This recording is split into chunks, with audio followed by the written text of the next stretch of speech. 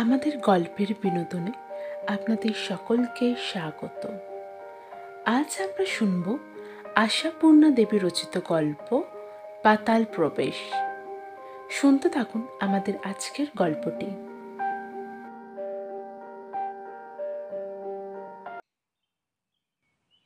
মেজ জেঠির পেছন দিকে দালানের দরজায় দাঁড়িয়ে দাঁড়িয়ে মেঘলা দিনেও ঘামতে থাকে আরতি।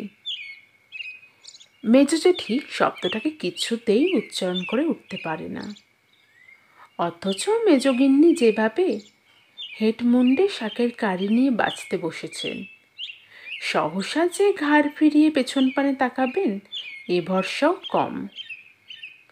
কি বিরক্তিকর কাজেই মা পাঠান আরতিকে, কিছুতেই নিচে আসবেন না। আরতি যে এই একই কারণে বারবার এখানে এসে দাঁড়াতে, মেজ জেঠি বলে ডাকতে মাথাটা কাটা যায় সে খেয়াল নেই মার। ভারী নিষ্ঠুর মা আরতির। মায়ের এই নিষ্ঠুরতায় ক্রুদ্ধ আরতির রাগটা আরও বেড়ে গিয়ে পড়ে বাপের ওপর। কি দরকার তার মাঝে মাঝে বাড়িতে এসে উদয় হওয়ার? 12 মাস যেখানে থাকেন, জন্মের শোধ থাকুক না সেখানে। না এলে 7 জন্মে বাপের জন্য মন কেমন করবে না আরতির? বাপ তো নয়, খাবার কুটুম। আরতিদের যে কিভাবে দিন চলে কোনো রকমে, তার খোঁজও নেবেন না। থেকে থেকে আসবেন খালি রাজভোগ খেতে। আর মাও তেমনি, জ্ঞাতি গোষ্ঠী পাড়াপড়শির কাছে ভিক্ষা করে জোগাবেন সেই ভোগটি। আরতির হাতে সম্পূর্ণ ব্যবস্থা থাকলে দেখা যায় বিনা নোটিশে যখন তখন দুম করে অভিভাবকহীন দুটো স্ত্রীলোকের সংসারে এসে পড়ে রাত্রে গরম লুচি আর ভাতের পাতে স্বরের ঘি খাবার বায়না করার ফলটা কি? কিন্তু তা তো হবে না। আরতির মাঝে আদর্শ হিন্দু ললনা, পতিব্রতা সতী। মায়ের ওপর, বাপের ওপর, মেজ জেঠির ওপর, বোধ করি সমস্ত জগৎ সংসারের ওপরই তিক্ত বিরক্ত ধরে যায় তার। 16টি বসন্তে গড়া এই নবযৌবনা মেয়েটির। কিন্তু তাই বা বলি কি করে? বসন্ত আবার কোথায়? বসন্ত অত সস্তা নয়। যে মেয়ের সকাল থেকে দুপুরবেলার ভাত খাবার আগে পর্যন্ত শুধু খাবার জল ছাড়া আর কোনো জলখাবারই জোটে না। ভাতের উপকরণ বলতে পড়শির বাগানের কচু কুমড়োই যার একমাত্র ভরসা। আবার পরম পদার্থের মতন সযত্নে বাছিয়ে রাখা সেই কুমড়ো কচুর একাংশ দিয়ে যাকে রাত্রের আহার সমাধা করতে হয় 2খানা আটার রুটির সাহায্যে, তার কাছে আবার বসন্ত উকি দেবে কোন লজ্জায়? 2টো মাত্র শাড়ি জামা, দুবেলা ব্যবহার করেও 2 বছর চালিয়ে দেওয়ার রহস্যময় কৌশল যাকে আয়ত্ত করতে হয়, তার বয়সটা কি 16র মাধুর্য নিয়ে দেখা দিতে পারে কোনোদিন? 46 বছর বয়সটা কেন জীবনের সমস্ত তিক্ত অভিজ্ঞতা নিয়ে জেকে এসে বসে 16র ঘাড়ের ওপর। ঠোঁটের কোণায় চোখের তারায় থাকে সেই অভিজ্ঞতার সাক্ষ্য।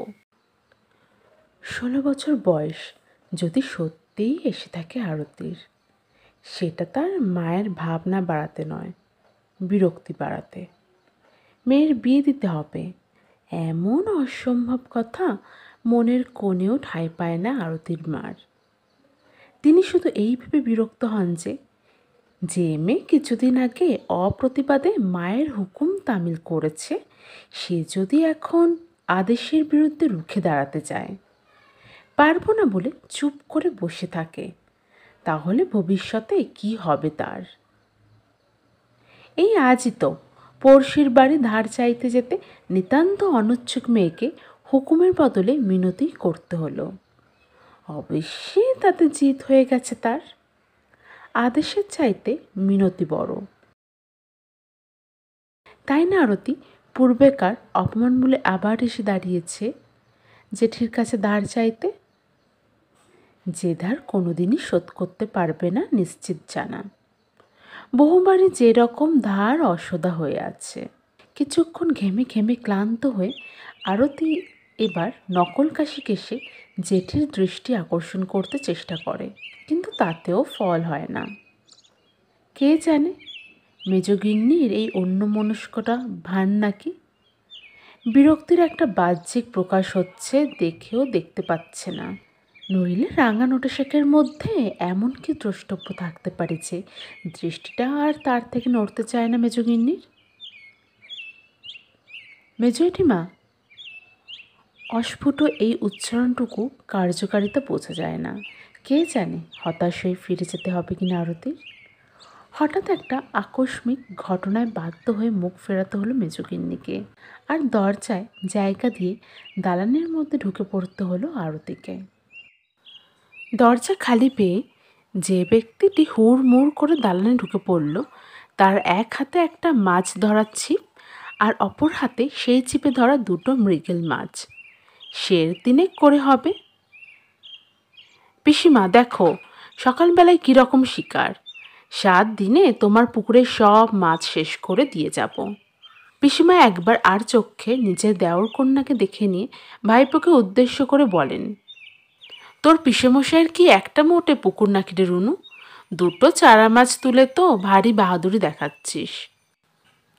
মেজগিন্নি বিরক্তভাবে বলেন, তুই এখন বাড়ি যা আরতি, আমি ব্যস্ত আছি, রুনু এসেছে। আরতি কিছু বলবার আগেই রুনু হৈ হৈ করে ওঠে। আরে কি মুশকিল, আমার নামে বদনাম কেন বাপু? আমি আবার তোমাকে কি ব্যস্ত করেছি? না না আরতি, তুমি বরং যত ইচ্ছে ব্যস্ত করো তোমার মেজ জেঠিমাকে। তোমার হলো গিয়ে পাকা চাকরি, তারপর তোমার মা ভালো আছেন তো? আরতি মনে মনে জেঠির অগ্নিবর্ষী দৃষ্টি অনুমান করে কোনো মতে একবার ঘাড় নাড়ে। রুনু হাতের মাছটাকে দোলাতে দোলাতে বলে, এদের কোথায় রাখবে পিসিমা? মেজগিন্নি বলেন, ছোট বউ আছে রান্নাঘরে, দিয়ে আয় তার কাছে, আমি যাচ্ছি। রুনু চলে যেতেই মেজগিন্নি চোখের অগ্নিজ্বালা কণ্ঠে আমদানি করে আরতিকে প্রায় মর্মে মেরে ফেলেন। তিনি বলেন, কি তোর বাপ এসেছে বুঝি? আরতি অবশ্য নীরব। মেজগিন্নি বলেন, টাকা হবে না, বলগে চাদর মাকে। তথাপি স্থানুর মতোই দাঁড়িয়ে থাকে আরতি। মা বলে দিয়েছে টাকা যদি না দেয় একটু সরের ঘি আর গোটা কতেক নৈনিতাল আলু চেয়ে আনবি। ও তো আর কিনতে হয় না মেজদির।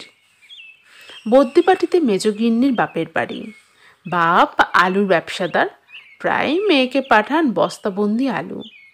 কিন্তু সে আলু যে মেজগিন্নির অখাদ্যে অবাধ্যে জ্ঞাতি দায়রের ভোগে লাগাবে এমন কথা তো ছিল না। সরে ঘিটা অবশ্য মেজগিন্নির নিজের কৃতিত্ব। মেজগিন্নি বিরক্ত হয়ে বললেন, ফের দাঁড়িয়ে রইলি, বললাম যে টাকা হবে না। আরতি প্রায় মরিয়া হয়ে বলে ওঠে, টাকা নয়, মা বললে একটু সরের ঘি আর আলু। বক্র দৃষ্টিতে একবার মেয়েটার আপদমস্তক দেখে নিয়ে কটু কণ্ঠে বলেন, তোর মাকে প্রতিভক্তিটা একটু কমাতে বলগে যে আরতি, পরের ঘাড় দিয়ে 12 মাস চলে না। আমার ঘরে সবাইয়ের পাতে সরের ঘি কুলোতে পারি নে, নিত্যে যাব দাতব্য করতে, বলগে যা। নেই, ভাত খেতে জোটে না, ঘি খাবার বায়না। আরতি যে চলে যাবে সে অবস্থা যেন তার থাকে না। লজ্জায় ঘৃণায় চোখ মুখ ঝাঁ ঝাঁ করে, চারদিক ঝাপসা হয়ে আসে। কি অপমান, কি অপমান! যতদিন বয়স কম ছিল লজ্জা হতো, দুঃখে চোখে জল আসতো, এমন দাহ হতো না তার। সমস্ত চৈতন্য আচ্ছন্ন করে উঠত না একটা দুঃসহ জ্বালায়। আর ঠিক এই সময় চটিজুতোর শব্দ করতে করতে বঙ্গমঞ্চে প্রবেশ করেন মেজকর্তা। হচ্ছে কি এখানে? ওদিকে মাছ ফাছগুলো কোটা হয়ে যাচ্ছে, আমি 4টে টাটকা মৌরলা আনলাম। শশী তো সকালেই এনে ফেলেছে শেরটাক পোনা। আবার রনু। মেজকর্তার কথায় বাধা দিয়ে গিন্নি বলেন, তা যাক না আমার সংসার ভেসে, তোমার জ্ঞাতিগোষ্ঠীর মন রাখাটাই আমার প্রধান কাজ। মেজকর্তা বলেন, হলো কি? মেজগিন্নি বলেন, না হয়নি কিছু। ছোট কর্তা অনুগ্রহ করে বাড়ি এসেছেন, কাজেই ছোট গিন্নির অর্ডার এসেছে আলু আর গব্বঘৃতের। 2টো টাকা হলে আরও ভালো। মেজকর্তা বলেন, টাকা হবে না। টাকা কোথায়? আলু ফালু থাকে তো দিয়ে দাওগে গোটা কতে। ভাইয়ের আমার রোজগারের মুরদ নেই, কিন্তু মুখটি আছে নবাবী। 12 মাস ছোড়া থাকে যে কোথায়। শেষ কথাটা চটি জুতোর সঙ্গে বিলীন হয়ে যায়। মেজগিন্নি বিরক্তি চিত্তে ভাঁড়ারের দিকে অগ্রসর হন। বোধ করি ভাবতে ভাবতে যান, ছোট পাথর বাটিগুলো তেমন ছোট আর কই। চামচে 2 চামচ ঘি দেওয়া যায় এমন বাটি থাকলে ভালো হতো। বড় বাটিতে যৎকিঞ্চিৎ জিনিস দেওয়াটা বড্ড যেন বিশ্রী দেখতে লাগে। প্রার্থীর চাইতে দাতার নির্লজ্জতাই প্রকট হয়ে ওঠে তাতে। অন্যদিন হলে আরতি হয়তো কিছুক্ষণ দাঁড়িয়েই থাকতো, চলে যাবার সাহস হতো না। কারণ জানে, মেজ জেঠি যখন বলেছেন তখন দেবেনি। না নিয়ে যাওয়ার দুঃসাহ স্পর্ধা তাকে যে অপদস্থ করবে তার কাছে আরতির অপমান কিছুই না। আরতিকে, আরতি আবার একটা মানুষ নাকি? কিন্তু আজ হঠাৎ ছুটে পালিয়ে যায় সে। গোটাকত কালুর আশায় দাঁড়িয়ে থাকতে পারে না কিছুতেই। কে জানে, হয়তো রনুর উপস্থিতিটাই তাকে উদ্ভ্রান্ত করে তোলে। এর আগে যখন এসেছিল রনু, তখন আরতির বয়স 12। নিতান্ত ছেলে মানুষ বোধে। রণচিত্তার পিঠ চাপড়াচ্ছে, মাছ ধরার খিদমতগিরি করিয়েছে, প্রশংসা করেছে, মাত্র এই। তবু সেই স্মৃতিটুকুই আরতির কাছে মূল্যবান। ডেকে কথাই বা কে কয় তার সাথে? হয়তো লোকে ভাবে কথা কইলেই পাচ্ছে কিছু চেয়ে বসে। আরতির মা সকলের কাছে সব কিছু চেয়ে চেয়ে নিজেদের মান মর্যাদা বলে আর কিছুই রাখেনি যে। বাড়িতে ঢুকেই ঝড়ের মতো ঘরের মধ্যে গিয়ে আছড়ে পড়ে আরতি, ছেঁড়া শতরঞ্জি পাতা চৌকিটার ওপর। এ দৃশ্য মায়ের চোখে পড়তে দেরি হয় না, কারণ মেয়ের প্রত্যাশায় হাঁ করে দাঁড়িয়েছিলেন তিনি। এসে বলেন, কি হলো, কিছু দিলেন না বুঝি? আরতি উঠে বসে। পাশের ঘরে বাপের উপস্থিতি অগ্রাহ্য করে তীব্র কণ্ঠে বলে ওঠে, না, রোজ রোজ কেন দেবে লোকে তোমাদের? লজ্জা করে না তোমাদের 12 মাস ভিক্ষে করতে? রোজগার করবার যার ক্ষমতা নেই, তার আবার ঘি আলু ভাত খাবার শখ কিসের? বলে দাও গে যাও বাবাকে, যখন তখন এসে আমাদের মাথা কিনতে হবে না তাকে। আরতির মা বলে ওঠেন, ওরে সর্বনাশী, চুপ কর। আকুল হয়ে ওঠেন মা, শুনতে পাবে যে তোর বাবা। আরতি বলে, পান না, ভালোই তো। অত চুপ চুপ কিসের? কি এমন ছাতা দিয়ে মাথা রক্ষা করেছেন আমাদের? মামাদের দেয়া ওই করা টাকার ভরসায় ফেলে রেখেছেন। খোঁজ নিয়ে দেখেছেন কোনোদিন আমরা কি খাই? কুটুমের মতন এসে বাড়াভাতটি পাবেন এত আশা কেন? অমন লোকের গলায় দড়ি দিয়ে মরাই উচিত। থরথর করে কেঁপে আবার শুয়ে পড়ে আরতি। কাঁপেন আরতির মাও। রুষ্টস্বরে বলেন, কি বললি লক্ষ্মীছাড়ি মেয়ে? মেয়ে হয় তুই বাপের মরণ বাক্যে মুখে আনলি? পয়সা আনতে পারে না বলে সে বাপ বাপই নয়? সময়ে অসময়ে আপনার লোকের কাছে হাত না পাততে পারে কে? তাতেই তোমার মাথা কাটা যায়। আরতি বলে, হ্যাঁ যায়। আরতি ক্ষণপূর্বক অসতর্ক উক্তির লজ্জা ভুলে আবার চেঁচিয়ে ওঠে, আমি আর ওর জন্য পাড়ায় পাড়ায় ভিক্ষা করতে যেতে পারবো না। তোমাকেও ধন্যবাদ মা, এখনো তুমি বাবার মুখ দেখো। আরতির মা স্তম্ভিত বিস্ময় মিনিটখানেক নীরব হয়ে থেকে গম্ভীর কণ্ঠে বলেন, বেশ, ভাতের হাঁড়িটা তো নামিয়েছি, সেই কটা সামনে ঢেলে দিয়ে বলিকে, এসো পেন্ডি গেল। গিলে নিয়ে দড়ি এক গাছা যদি না জোটে, কোচার খুঁট গলায় জড়িয়ে আড়ে বেঁধে ফেলোগে। তোমার মেয়ের নিচু মাথাটা উঁচু হোক। কত দুঃখেই যে বাড়িতে মুখ দেখায় না মানুষটা, সে আর কে বুঝবে। বেশ মরুক, ওর মরাই ভালো। কিন্তু কই, এহনও বাক্যবাণে আজও আর অতিরিক্ত অপ্রতিভ করা যায় নাই।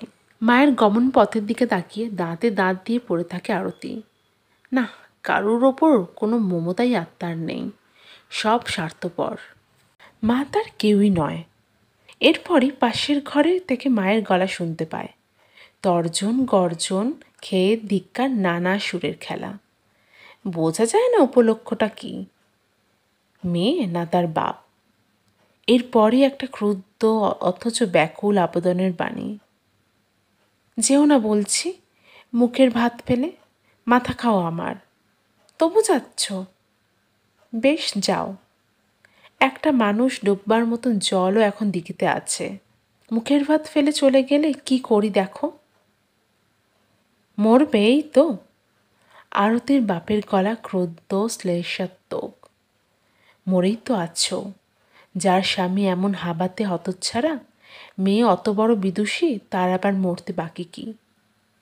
আমার এই শেষ, আর আসবো না। মনে করো তুমি বিধবা হয়েছ। কে ওখানে? মেজগিন্নির ঝি শশী বলে, আজ্ঞে আমি, ছোট কাকাবাবু। মাতার ঘোমটাটা টেনে এগিয়ে আসে মেজগিন্নির ঝি শশী।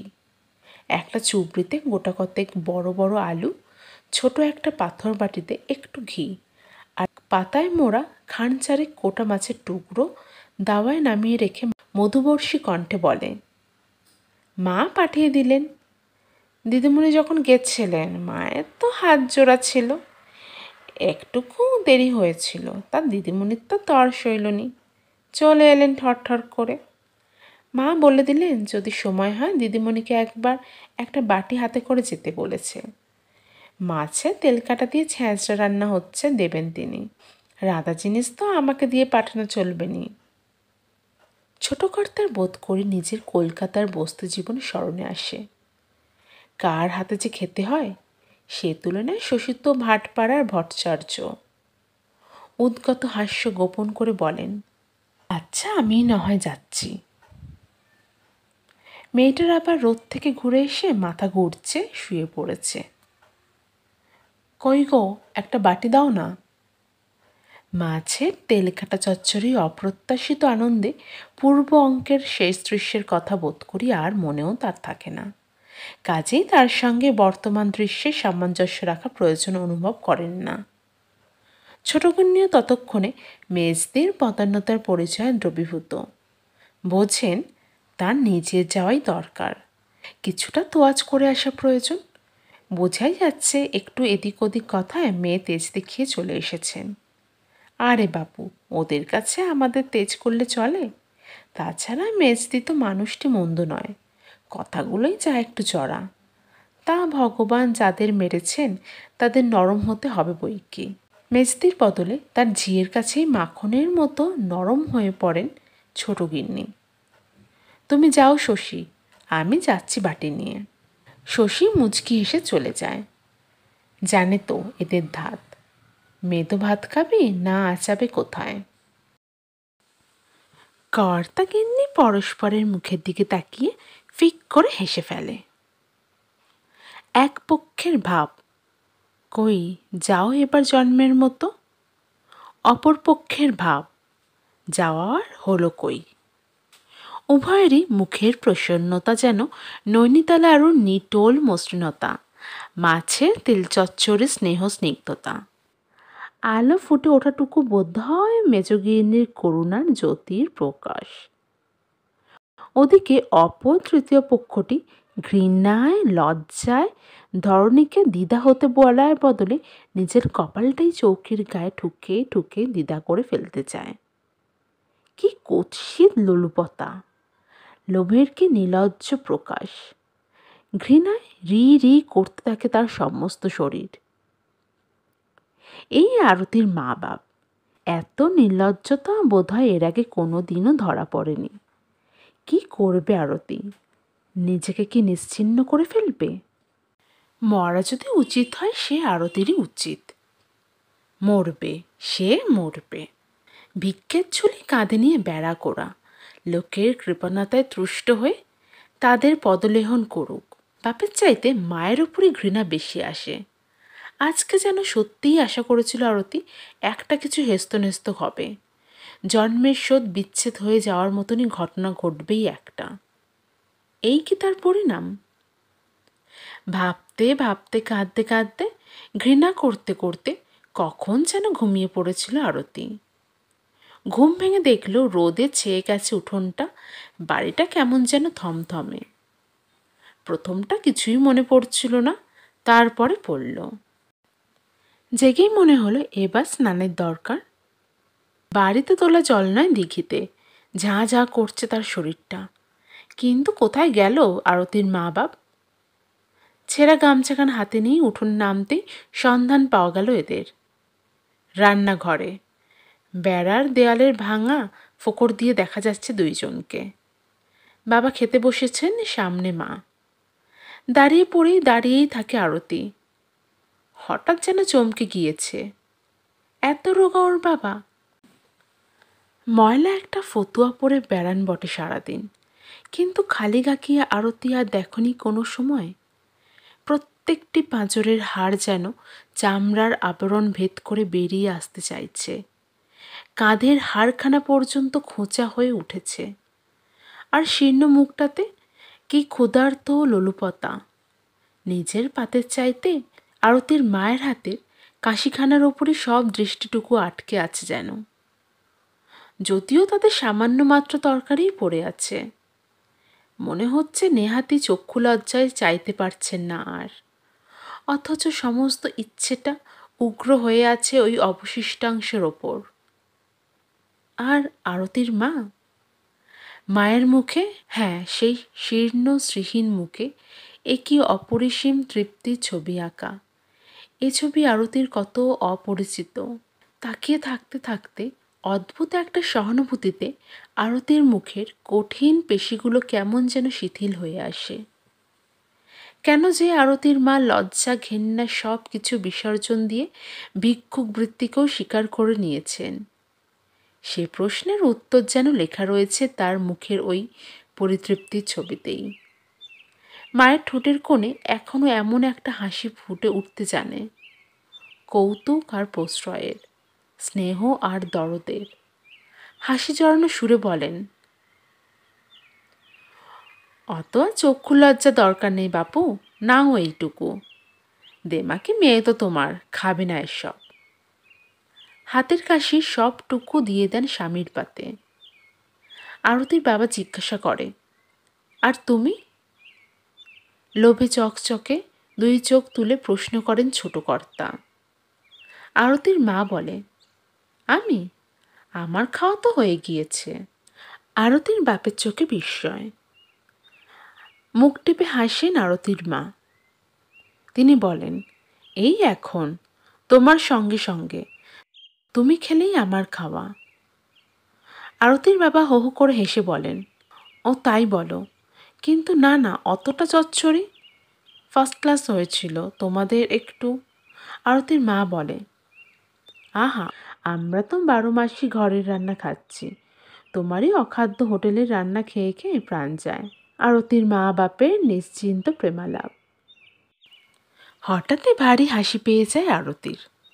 বাড়ির রান্না সত্যিই কি ভালো রান্নাই না তারা খায়? আরতির বাপ জিজ্ঞাসা করে, আলু আর রইল নাকি, আর মাছও কি আছে? আকণ্ঠ খেয়েও আশা মেটেনি। রাত্রের ব্যবস্থার সন্ধান নেওয়া চলছে। আরতির মা বলে, আলু আছে দুটো বড় বড়, মাছ আর কই, এই ভাজা হলো তো দুখানা, আর এই দুখানার ঝোল। 4-3 যে ভোজনকারীর উদারেই স্নান পেয়েছে সেটা সহজেই বোঝা যায়। আরতির বাপ বলে, বেশ আলুগুলো, ওই সঙ্গে খান কয়েক রুইয়ের দাগা পড়তো, আর তোমার হাতের রান্না, আহা, কতকাল যে কালিয়া খায়নি। মাছের জোগাড় হয় না দুখানা? আরতির মা বলে, কোথায় কে, সবাই কিপটে হয়ে গেছে আজকাল। আরতির বাপ বলে, যা বলেছ, একটা নেমন্তন্ন হয় না। সেবারে যে সেই মেজগিন্নির নাতির মুখের ভাতে যা ভালো নেমন্তন্ন খাওয়া হলো, সেই বছর গো, আজ তো হয়ে গেল এই কত বছর।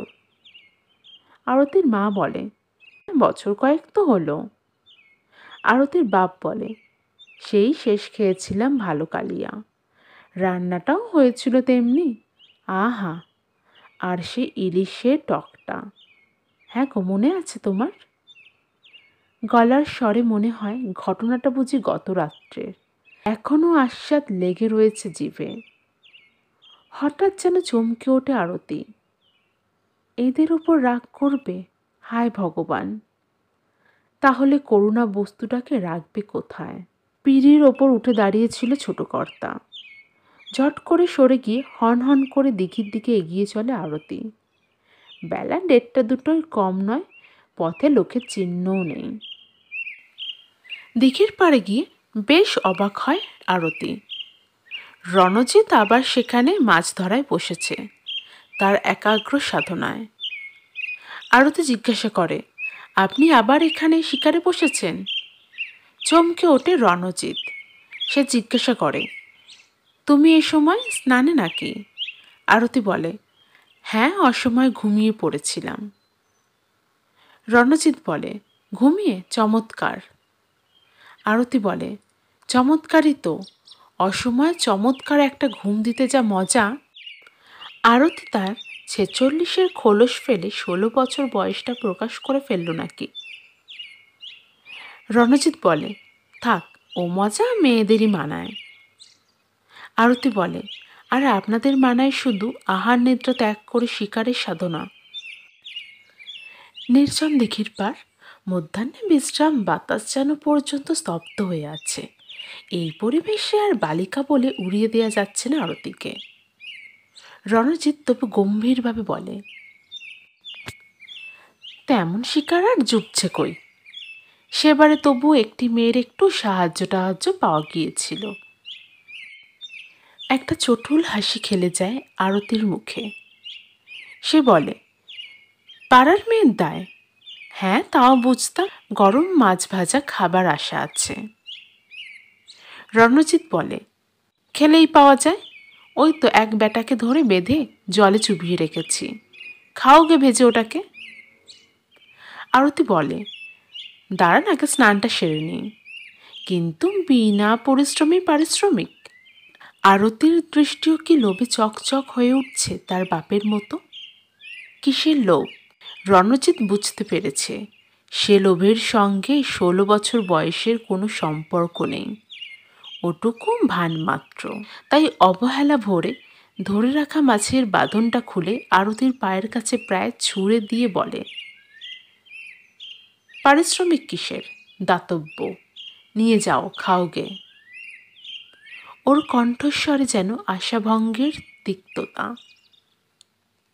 কিন্তু আরতি কি কুড়িয়ে নেবে হেঁট হয়ে? তেজি মেয়ে আরতি, নাকি সে চলে যাবে গটগট করে, বলবে দাতব্যের জিনিসের দরকার নেই তার। কিন্তু কি করে যাবে? ছেঁচা বেড়ার পুকুর দিয়ে যে স্পষ্ট দেখা যাচ্ছে পাতলা চামড়ায় ঢাকা একখানি পাঁজর, ক্ষুধার্ত লোলুপ দুটি চোখ, অসীম পরিতৃপ্তির ছাপ আঁকা একখানি শীর্ণ মুখ। হেঁট না হয়ে উপায় কোথায়? হয়তো আরও হেঁট হতেও পিছপা হতো না আরতি। রণজিৎ রক্ষা করেছে। আমাদের আজকের গল্পটি এখানেই সমাপ্ত হলো। নমস্কার।